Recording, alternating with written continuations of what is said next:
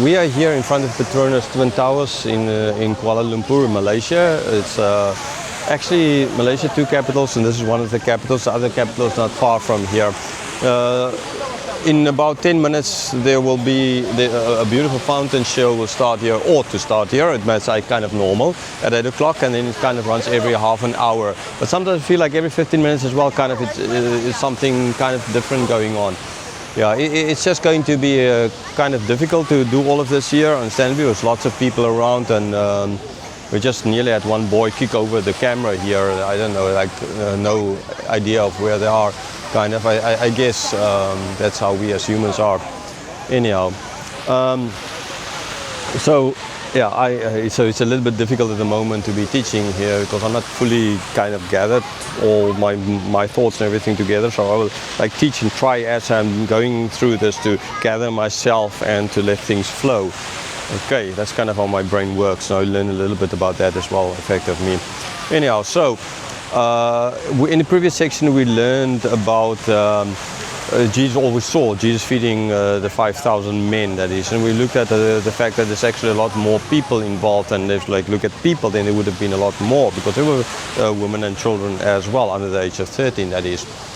Okay, so this is one of the very few miracles, and as John calls them, signs, that is actually done or actually mentioned in all four Gospels. Right now, the Gospel of Mark, he's got two feedings, right, as well.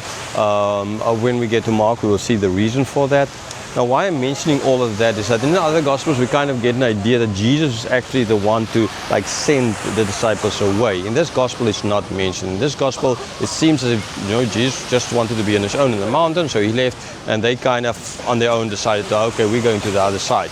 So John clearly left out this idea that Jesus told them what they're supposed to do, and I think that is that is an important point that John is trying to make as well. That is not like this forceful movement on them, kind of. In a sense, they're choosing what they want to, but we never must forget the fact that it starts from the Holy Spirit, right? Like Jesus said, I chose you, not you chose me. So in that idea as well of the freedom of the will, and always this discussion, what is the freedom? And I've already spoke about that when we went through the book of Genesis.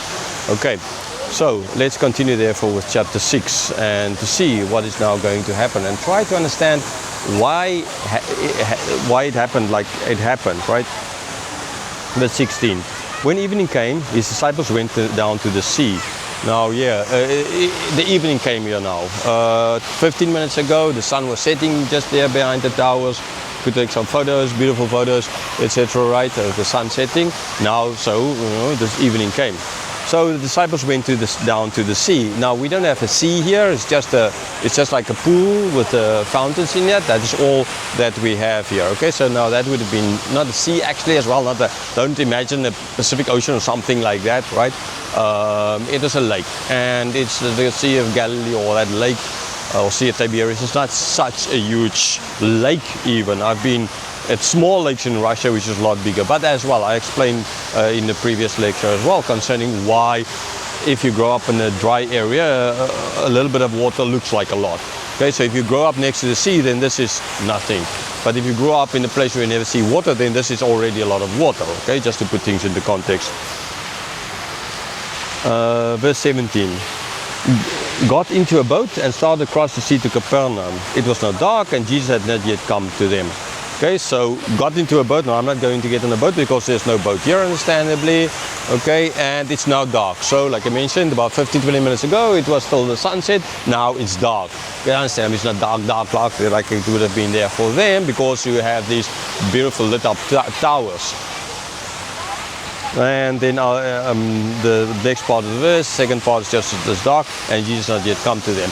So they most likely were expecting Jesus, because it stated that Jesus not yet come to them. So they were, if they say Jesus not yet come to them, though they were expecting him to come to them. Now they were they started across the road. So like people like they could have done is hold to the side of the lake and then kind of try and cross it idea. So maybe Jesus, they thought Jesus went up further, like maybe a little bit north, a little bit south, and now he can, then they can pick him up kind of there, right? Maybe something like that is happening. We don't exactly know their movements and the discussions, right? From other Gospels we see Jesus tell them to go. Okay, so here we don't see that. But what we can see is that they did expect Jesus to come to them. And he hasn't come to them yet. Verse 18.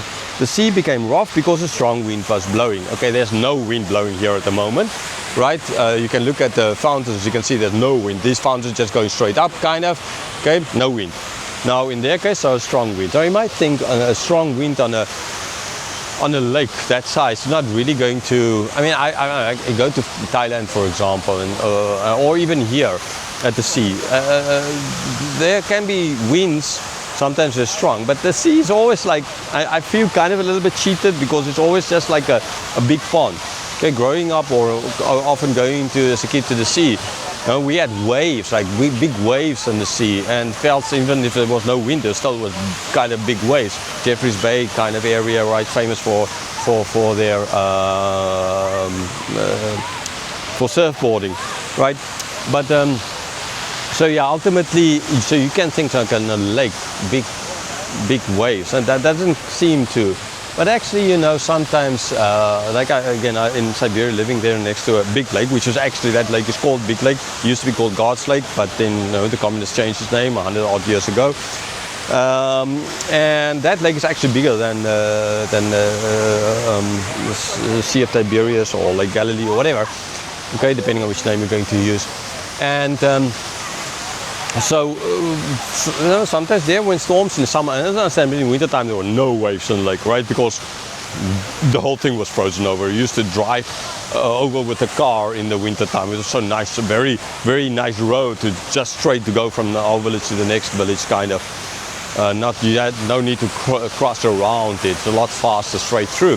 So understand, no waves in the winter, but in the summer during storms, there are actually quite big waves on the lake. So but even here on Galilee, it was because of the geography of the area and the fact that in this with the mountains on side hills on the other side, and then there's like this wind blowing through. Now that creates then an abnormal kind of, at least that is, I've never been there, but that is maybe God willing, one day I will kind of go and see how this looks like, but then I'll be able to speak of experience. At this moment I'm speaking of what I read.